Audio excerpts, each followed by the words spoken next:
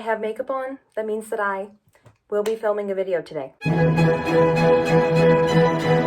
Good evening, everybody. Welcome back to my channel. My name is Nina. I'm your worst theatrical resource. Today, we will be talking about haunted houses specifically, but also the importance of theme park related work in general. So if you don't know, and you probably didn't know because I don't really talk about it, but now you do know, I have been working in a haunted attraction. Haunted house is the easiest word to say, though that's not technically what I do. I have had a Halloween job since 2021. So here's a fun fact about me. I don't like haunted houses. I am very jumpy, so I'm easily startled, and haunted houses are mostly about startling. Why did I, a noted easily startled girl that doesn't really love being in haunted houses, decide to work in one, and then why did I keep going back? Well, that's what this video is about. As I've established before on this channel and mostly on my TikTok, if you follow me from there, and you probably do because that's where I have more followers, I developed a really bad performance anxiety in college due to the lack of performance opportunities and many other things. I don't really think I have to explain it further. I really lost the ability to perform. It wasn't just that I was not very confident in my technical skills for a long time. You know, being technically good at something is one thing and being able to perform is another.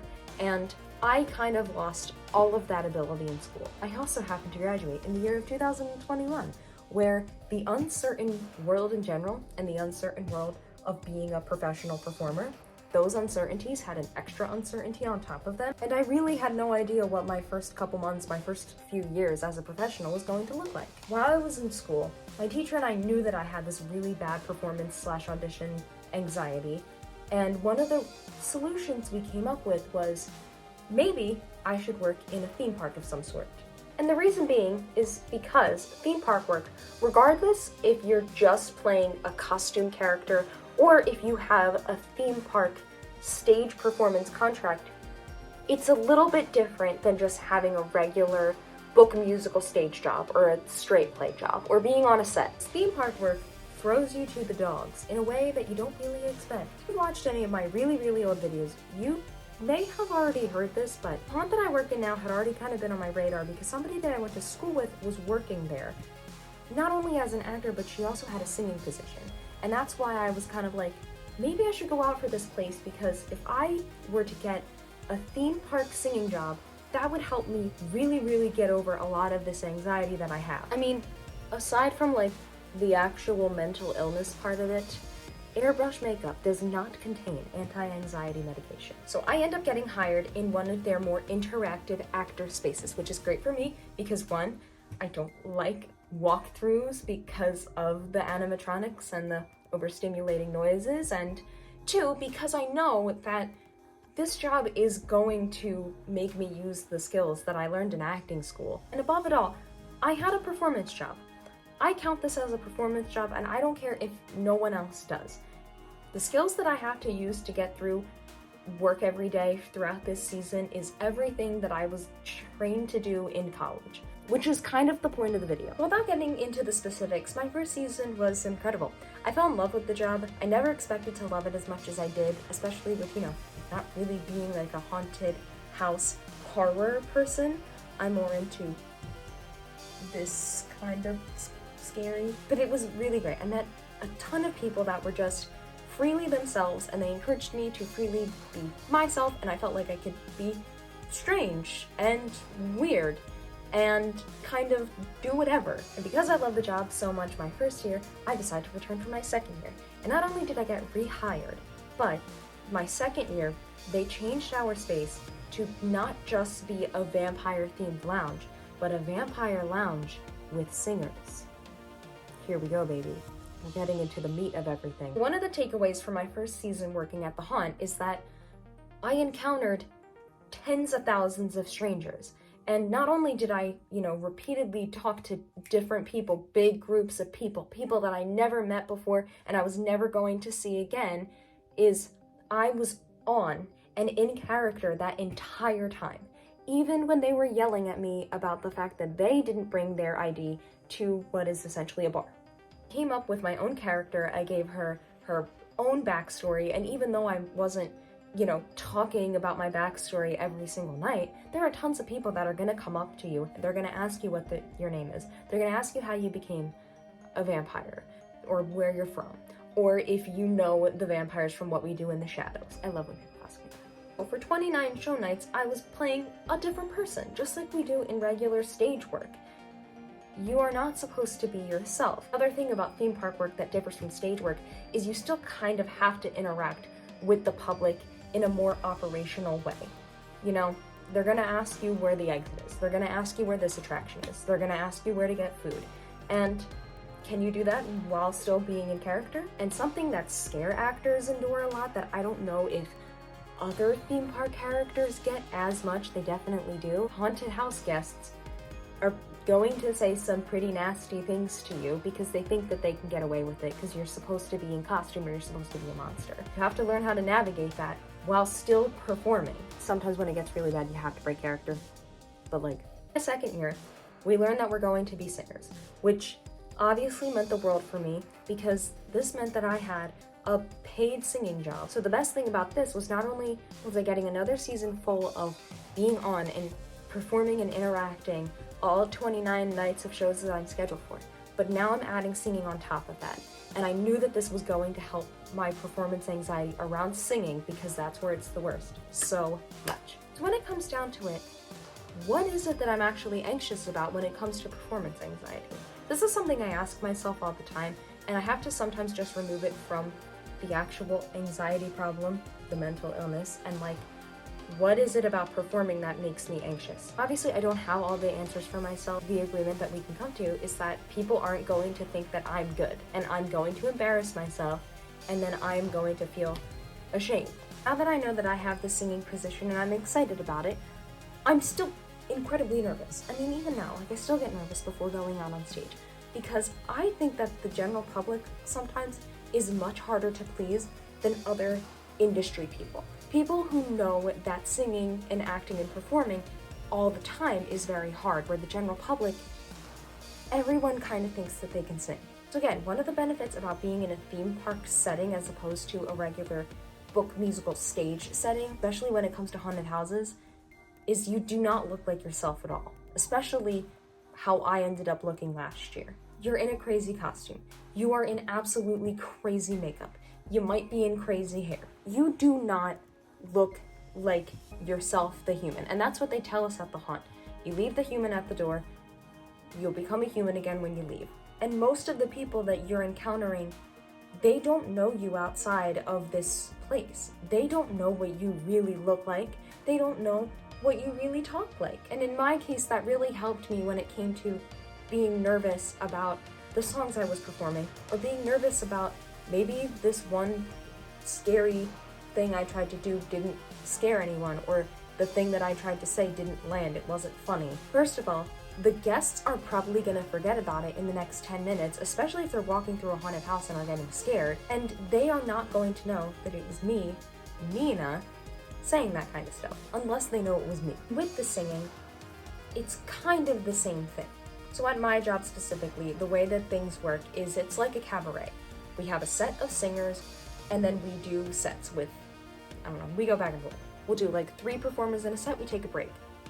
3 performers in another set, we take another break. But with it being cabaret style, I was probably getting about 2 to 3 performances a night. I got to bring in whatever songs that I wanted, which was an added bonus, and I got to put them in whatever key that I wanted, which in my case was a great bonus because I never get to sing in my favorite key, the key of E major. And I will not lie to you, I was terrified. Our final dress rehearsal last year is the first time that I sang in front of an audience of strangers publicly in that setting, and I didn't know how it was gonna go, and I honestly don't remember how it went, to be honest. I mean, even the first time I got up to sing in front of my fellow coworkers, I was terrified. And that is the stuff that's more terrifying than singing in front of the strangers. So the next part about working a theme park contract, specifically a singing theme park contract, and how that helped my performance anxiety is repetition, the stakes. It's not Broadway, right? It's not the Grammys. You're just in a theme park. You're in a haunt. And that's not to say that what I do is not important to me. It's very important to me. It has given me so much over these last couple years, something to look forward to, something to be proud of, somewhere that I can be myself. But eventually I learned that, like, again, I'm not getting a Grammy for these performances. I am here to entertain the public that comes through. I'm here to give them a certain experience, to scare them, to make them feel uneasy, but I'm not getting awarded for this. Especially when you're doing a cabaret style like this, or like other theme park shows, which are not 2+ hour long book musicals. Often theme park stage shows even run multiple times a day. The repetition is also going to help. When you know that, like, okay, this isn't the end of the world, and you know that I have many more chances to do this, they come down. And I'm going to tell you a specific story about when I really internalized that. It's 2022, it's last year, it's my second season at the Haunt, but it's my first season working there as a singer. It's a regular Saturday night, one of our busiest nights, honestly. I'm about to go out and do one of my songs, and right before I get onto the stage, I get this feeling in my throat. I never really know how to describe this to people, but it's like when you get a little speck of dust caught in your throat, and every time I inhaled, I had to cough. And this is how I sounded every time I breathed. And that didn't go away by the time I went on stage. I thought it would. I tried to start the song, and it's just coming out like this. And I knew that I wasn't gonna get through the song, so I just got off stage, and I told my coworkers that were running the music, I was like, I can't do this, like I'm coughing. And I left the stage in front of, 20, 35 people. One of them was filming me. I saw her filming me, and I left the stage. That is embarrassing. That's not ideal. No one wants that to happen. People are going to remember the girl that got off the stage, maybe over the girl that sang the song and didn't do as well. Even in that moment, when I knew that it was really embarrassing and pretty shitty to have to do that, I was not a puddle of tears. I was annoyed. I was a little upset about it. I was embarrassed. 3 years before that, I would have been an absolute mess. But deep down, I knew this is not the end of the world. I'm working in a haunted house. I'm in a wig and crazy makeup. No one personally knows me here. I'm gonna sing my song again later. I'm gonna sing my song again at the next show. And I'm also at a place now where I'm a little more solid in my vocal technique than I was, where I'm not as worried about things vocally anymore as I am maybe with the surrounding things. And another thing that getting to work this type of performance job that's really helped me is there are so many things happening all at once, and you have to learn how to pull focus. People are often more focused on their alcohol than they are on you, or they don't see this as a regular theater performance where they should be quiet the entire time. I have sung so many times where no one's paying attention to me. People are on their phones. People are talking on the phone. That happened to me last weekend. And I'm someone that is easily overstimulated. I'm very easily distracted. As a professional performer, I know how to kind of focus on my performance and block out that stuff as much as I can. The thing about theme park work is that people don't see it as traditional theater work. They don't see it as a typical performance where when you go to a regular stage musical, you know that you shouldn't be on your phone the entire time. There are certain theater etiquette rules. It does not happen in theme parks or where I work. People are going to get up and leave during your performances. And it's kind of crappy, but that's the nature of it. And they're not really going to be paying attention to you because you are, for the most part, you're just kind of background noise to them. Sometimes you get frustrated with the fact that no one is watching you at all. It's why am I even doing this? That's how it is. The upside to that is you can be as ridiculous as you want and no one's going to care. And being ridiculous is what's going to make your performance better. It's going to make it shine more. Theme park work is very, very hard. There are a lot of difficult aspects of it that people might not think about that much. You have to have that professional in you when people leave during your songs, when people are hitting on you during your songs, when people are talking, all those distractions I mentioned, not anyone can just ignore that. The reason that I have been able to work alongside that is because I'm a trained professional and I went to school to learn how to do this. and I have my performance, like the repetition in there. You work late into the night, at least I do.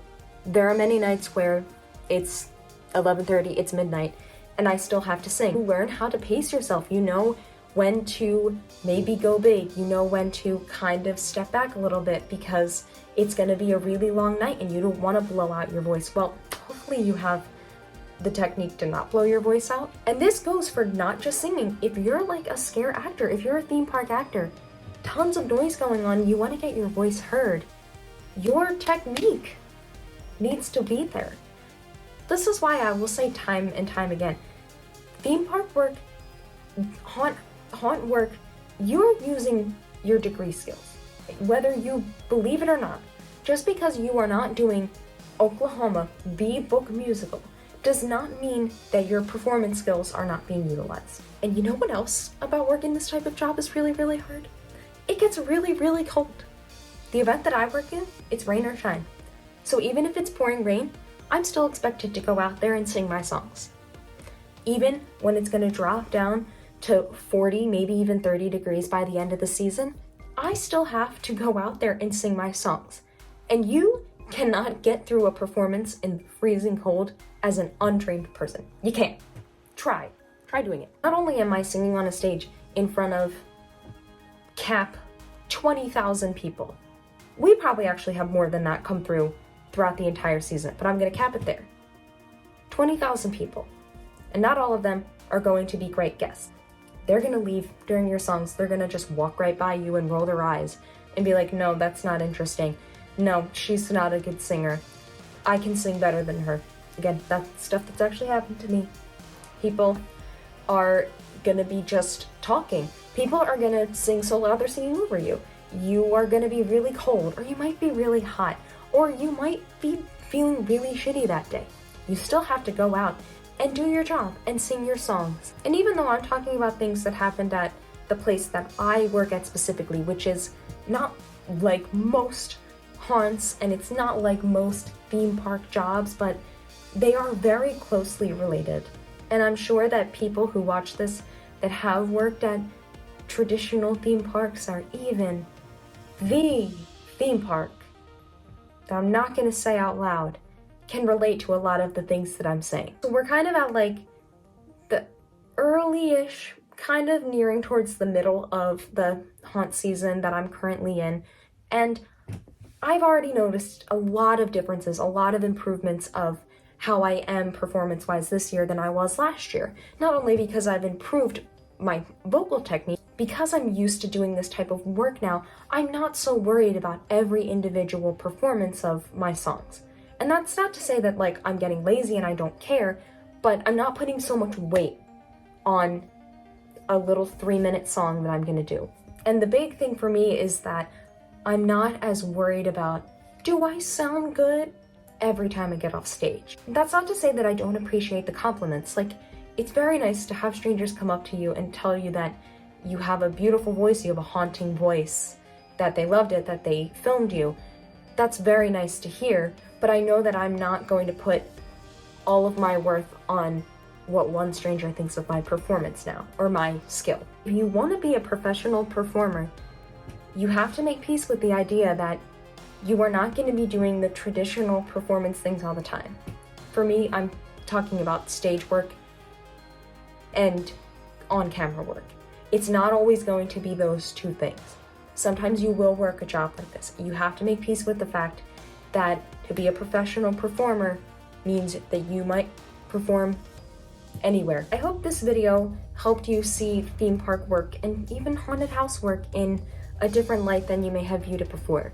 And if you're someone like me who isn't getting a lot of performance opportunities in school, or you're graduating college and you feel like you didn't get to perform enough, or you just have really bad performance anxiety like I do, I mean, I encourage you, if you can, to go out for a job like this, because you will be thrown to the dogs, you'll be on it, you'll be on your feet for however long your contract lasts, and you will learn a lot and you will get over some of that anxiety. Because as someone who has many doubts, I can tell you that I am not the performer I was in 2021. I'm not even the performer that I was a few months ago. If you enjoyed this video, please like and subscribe to all the YouTube things. I know that I said I was going to be more consistent and then I haven't uploaded a month, but that's what happens when you work until like almost 1 o'clock every night. I'm Nina. Remember, there's no one way. I'll see you in the next video, whatever that is. Hopefully I stay on top of it. Give me some praise. We're in the thick of the season.